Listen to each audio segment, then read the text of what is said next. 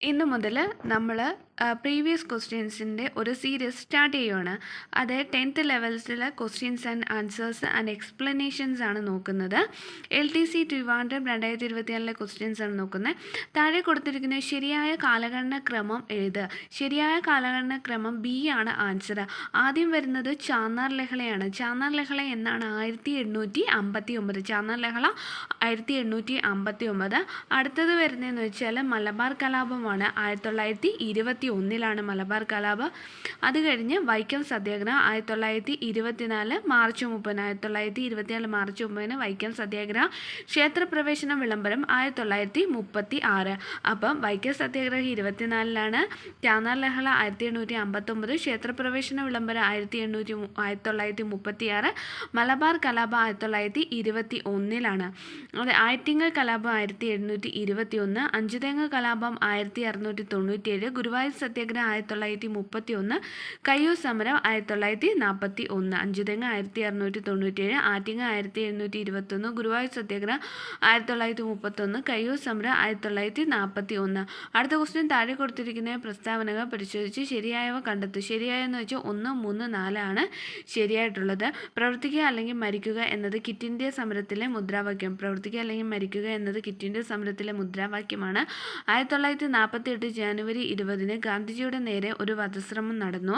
രണ്ടാം വട്ടമേശ സമ്മേളനം 1931 സെപ്റ്റംബറിൽ ലണ്ടനിൽ വെച്ച് നടന്നു. അത് ഈ ക്വിറ്റ് ഇന്ത്യ സമര നായകൻ എന്ന് പറയുന്നത് ജയപ്രകാശ് നാരായണനാണ്. ക്വിറ്റ് ഇന്ത്യ പ്രമേയം അവതരിപ്പിച്ച ജവഹർലാൽ നെഹ്റു ആണ്. ക്വിറ്റ് ഇന്ത്യ സമര പ്രതീക്ഷിച്ച് ഗാന്ധിജി അറസ്റ്റ് ചെയ്ത 1942 ഓഗസ്റ്റ് 9. കേരളത്തിൽ ക്വിറ്റ് ഇന്ത്യ സമരം നടത്തിയത് ഡോക്ടർ KB മേനോനാണ്. ഗാന്ധിജിയുടെ മരണം 1948 ജനുവരി 30. അപ്പോൾ ക്വിറ്റ് ഇന്ത്യ സമരത്തെ ബന്ധപ്പെട്ട് ശരിയായിട്ട് പ്രവർത്തിക്കുക അല്ലെങ്കിൽ മരിക്കുക ക്വിറ്റ് ഇന്ത്യ സമരത്തിലെ മുദ്രാവാക്യമാണ്. ജാലിയൻവാലാബാഗ് ദുരന്തം നടന്നത് 1919 ഏപ്രിൽ 13. ജാലിയൻവാലാബാഗ് ദുരന്തം നടന്നത് 1919 ഏപ്രിൽ 13. 1948 ജനുവരി 20 ഗാന്ധിജിയുടെ നേരെ ഒരു വധശ്രമം ഉണ്ടായിരുന്നു. രണ്ടാം വട്ടമേശ സമ്മേളനം 1931 സെപ്റ്റംബറിൽ ലണ്ടനിൽ നടന്നു. അടുത്ത ക്വസ്റ്റ്യൻ താഴെ കൊടുത്ത പ്രസ്താവന നോർത്ത് അറ്റ്ലാന്റിക് ട്രീറ്റി ഓർഗനൈസേഷനുമായി ബന്ധമില്ലാത്തത് ഏത്? നോർത്ത് അറ്റ്ലാന്റിക് ട്രീറ്റി ഓർഗനൈസേഷനുമായി ബന്ധമില്ലാത്തത് 2, 4 ബന്ധമില്ലാത്തത്. അപ്പോൾ 1, 3 ശരിയാണ്. 1949 ഇത് സ്ഥാപിതമായത്. അപ്പോൾ നോർത്ത് അറ്റ്ലാന്റിക് ഓർഗനൈസേഷൻ ട്രീറ്റി സ്ഥാപിതമായത് 1949. 1949 ഏപ്രിൽ 4 സ്ഥാപിതമായത്. ഇതിൻ്റെ ആസ്ഥാനം എന്ന് പറയുന്നത് ജനീവയല്ല, പിന്നെ എന്താണ്, ബ്രസൽസ് ആണ്. Brussels, Belgium. അപ്പം ഇതിൻ്റെ ആസ്ഥാനം ബ്രസൽസ്, ബെൽജിയമാണ്. ഇതിൽ അവസാനമായി ചേർന്ന രാജ്യം സ്വീഡനാണ്. 32ാമത്തെ രാജ്യമാണ് സ്വീഡൻ. 32ാമത്തെ രാജ്യമാണ്. 2024 വേദി എന്ന് പറയുന്ന വാഷിംഗ്ടൺ DC ആണ്. ഔദ്യോഗിക ഭാഷ ഇംഗ്ലീഷ്, ഫ്രഞ്ച് ആണ്.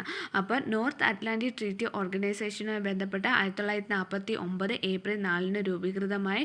ഇതിൻ്റെ ആസ്ഥാനം ബ്രസൽസ്, ബെൽജിയമാണ്. ഇതിൽ അവസാനമായി ചേർന്ന രാജ്യം എന്ന് പറയുന്നത് സ്വീഡനാണ്.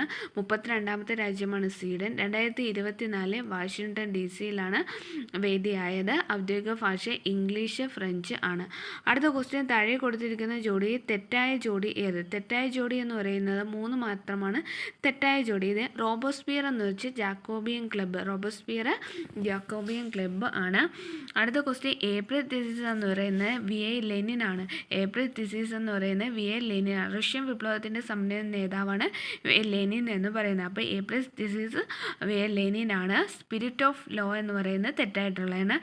ലോങ് മാർച്ച് എന്ന് വെച്ചാൽ Mao Zedong. Long march Mao Zedong ആണ്.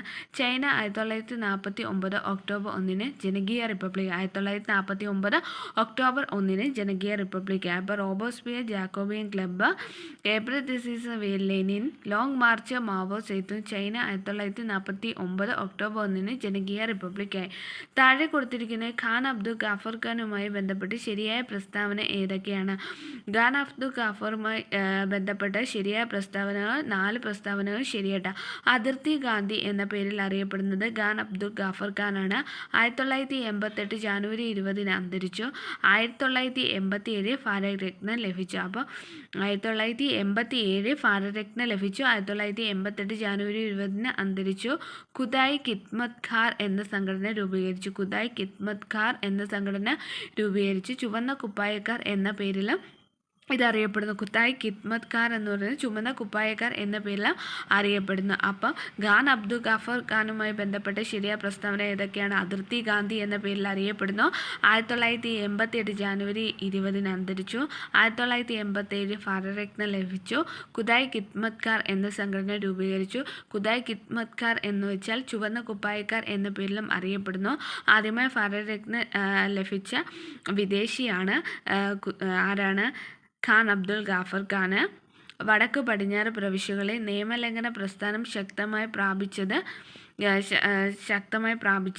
ഖാൻ അബ്ദുൽ ഗാഫറിൻ്റെ സമയത്താണ്. വടക്ക് പടിഞ്ഞാറ് പ്രവിശ്യയിൽ നിയമലംഘന പ്രസ്ഥാനം ശക്തമായി പ്രാപിച്ചത്. അടുത്ത ക്വസ്റ്റ്യൻ, സ്വാതന്ത്ര്യാനന്തരം സംസ്ഥാന പുനഃസംഘടനാ കമ്മീഷൻ രൂപീകരിച്ച് ഇതുമായി ബന്ധപ്പെട്ട് താഴെ കൊടുത്തിരുന്ന പ്രസ്താവനകളിൽ ശരിയായത് ഏതെന്നാണ്?